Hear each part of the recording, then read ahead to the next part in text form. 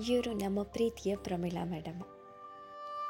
ಅದೇನು ಅಂತಾರಲ್ವ, age is just a number ಅಂತ, ಇದಕ್ಕೆ ಇರಬೇಕು. ಇವರು ನಮಗೆಲ್ಲರಿಗೂ ಇನ್ಸ್ಪಿರೇಷನು ಮತ್ತು ನಮ್ಮೆಲ್ಲರ ಫೇವ್ರೇಟ್ ಕೂಡ. ಯಾಕೆ ಅಂತ ಹೇಳ್ತೀನಿ ಕೇಳಿ. ಇಷ್ಟಪಡುವವಗೆ ನಿನ್ನ ಆಶ್ರಯವು ಸ್ವಾಮಿ, ಇವರು ಇಂಪಾಗಿ ಹಾಡು ಹೇಳ್ತಾರೆ, ಧ್ಯಾನ ಅಭ್ಯಾಸ ಮಾಡ್ತಾರೆ, ಪಿರಮಿಡ್ನ ಬಳಕೆ ಕೂಡ ಮಾಡ್ತಾರೆ. ಅಷ್ಟೇ ಅಲ್ಲ, ತುಂಬ ಚೆನ್ನಾಗಿ ಡ್ಯಾನ್ಸ್ ಕೂಡ ಮಾಡ್ತಾರೆ.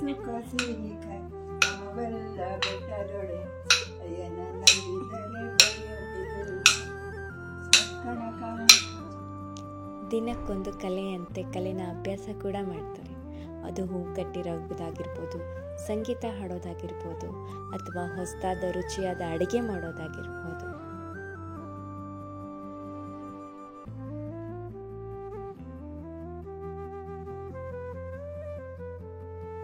ಹದವಾಗಿ ಪಾಕ ತೆಗ್ದು ಉಂಡೆ ಕಟ್ಟಿ ಕೊಟ್ಟರೆ ಯಾರು ಬೇಡ ಅಂತಾರೆ ಹೇಳಿ ನೋಡೋಣ.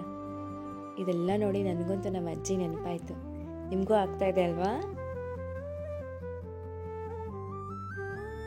ಇದಷ್ಟೇ ಅಲ್ಲದೆ ಪ್ರಮೀಳಾ ಮೇಡಮು ದಿನ ಬುಕ್ನ ಕೂಡ ಓದ್ತಾರೆ. ತಮ್ಮ ದೇಹಕ್ಕೆ ಎಷ್ಟು ಬೇಕೋ ಅಷ್ಟು ವ್ಯಾಯಾಮ ಕೂಡ ಮಾಡ್ತಾರೆ.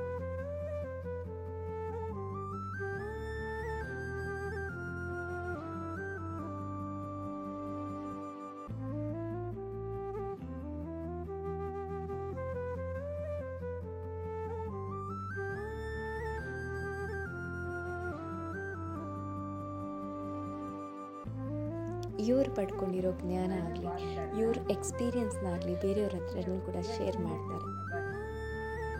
ಈಗ ಗೊತ್ತಾಯ್ತಾ ಯಾಕೆ ಇವ್ರು ನಮಗೆ ಫೇವ್ರೇಟ್ ಅಂತ? ಈಗ ಹೇಳಿ, age is just a number ಅಲ್ವಾ?